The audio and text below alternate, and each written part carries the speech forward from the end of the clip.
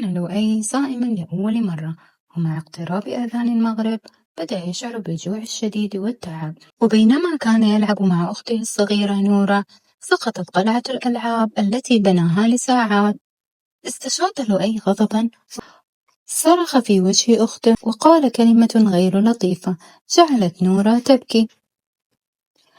رأته جدته التي كانت تجلس قريبا، فنادته بهدوء وقالت: تعال يا لؤي، هل تعلم أن الصيام ليس فقط عن الطعام؟ لسانك الصغير صائم أيضا.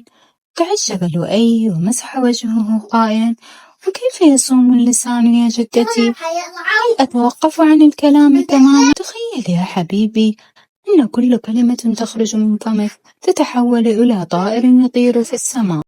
الكلمات الطيبة مثل شكرا، أحبك، أنا آسف تتحول لطيور ذهبية تلمع وتجعل سماءك جميلة.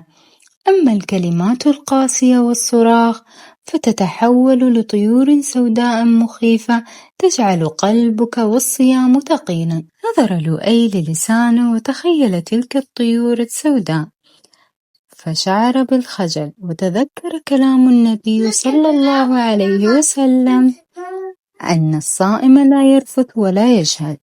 ركض فورا نحو أخته واحتضنها قائلا: أنا آسف يا نورة، لقد كان شيطاني الغاضب هو من تكلم.